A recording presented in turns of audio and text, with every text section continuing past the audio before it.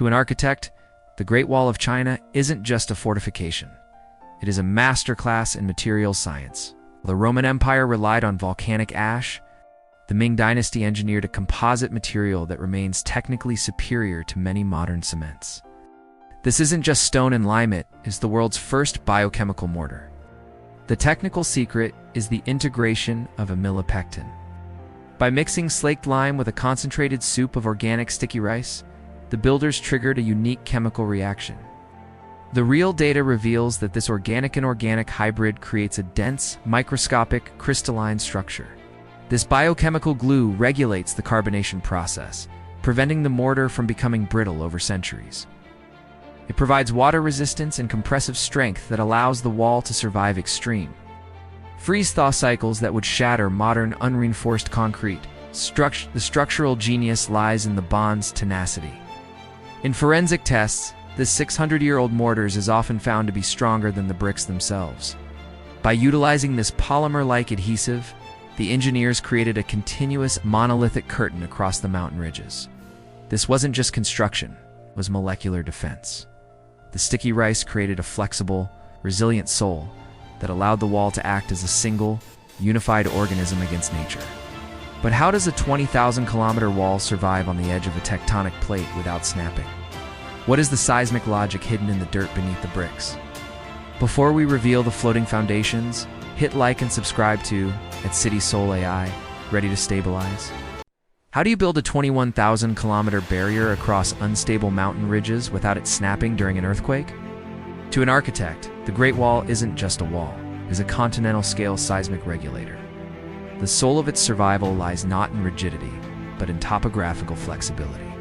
The engineers understood that a rigid foundation on uneven earth is a structural death sentence. So they built foundations that could float. The technical secret of the tiered foundation method. Rather than excavating deep into the bedrock, which would cause rigid fracture points, they used layers of tamped earth. This engineering process compacted 15 centimeters of loose soil down to a dense 7 centimeters layer using heavy timber rammers. The real data reveals this creates a material almost as hard as soft stone, but with the energy absorption properties of soil. They then layered stone or brick over these flexible earth foundations. When an earthquake strikes, the foundation acts as a massive dampening layer, absorbing the shockwaves before they can shatter the superstructure. The structural genius is in the segmented design. They didn't build one continuous wall. They built thousands of independent interlocking sections. The wall uses expansion joints at topographically strategic points. This means that if one section of the mountain settles or an earthquake occurs, that individual segment can shift or tilt independently without pulling down the entire structure. This wasn't just construction. It was kinetic logic. The Great Wall doesn't fight the earth, dances with it, using its own weight to self-stabilize. But how did they communicate across 1,000 miles of mountains in minutes? What is the molecular smoke hidden in the watchtowers? Before we reveal the binary signal network and the wolf dung chemistry, hit like and subscribe to City Soul AI.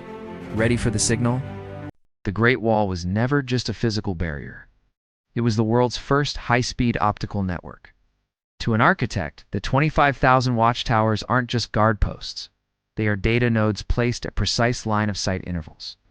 The soul of the empire depended on its ability to move information across 1,000 miles of mountain terrain in less than 24 hours. The technical secret is the topographical alignment of the signal towers. Each tower was engineered on the highest local peak to ensure a clear visual path to the next node in the chain. The real data reveals they used a binary-style system of smoke by day and fire by night. To ensure the message survived mountain gales, they utilized chemical engineering, burning a specific mixture of sulfur, saltpeter, and wolf dung. This produced a dense, dark smoke with a high opacity rating that wouldn't dissipate in high-altitude winds, allowing signals to remain visible over 10 miles away. The structural genius is in the redundancy system.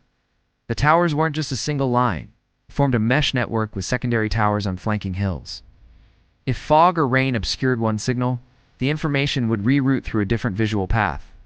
This was information architecture at a massive scale. By mastering the physics of light and the chemistry of smoke, the Ming Dynasty created a continental internal server that allowed a centralized command to react to threats with real-time efficiency, long before the age of the telegraph. The Great Wall proves that a city's soul is its connectivity. But what happens when we move from the mountains to the middle of the Pacific Ocean? Thank you for exploring the technical soul of China with us on its City Soul AI. We have decoded the molecular bonds, the floating foundations, and the optical network. Ready for the impossible floating city of Nan Madel? Subscribe and join the hunt.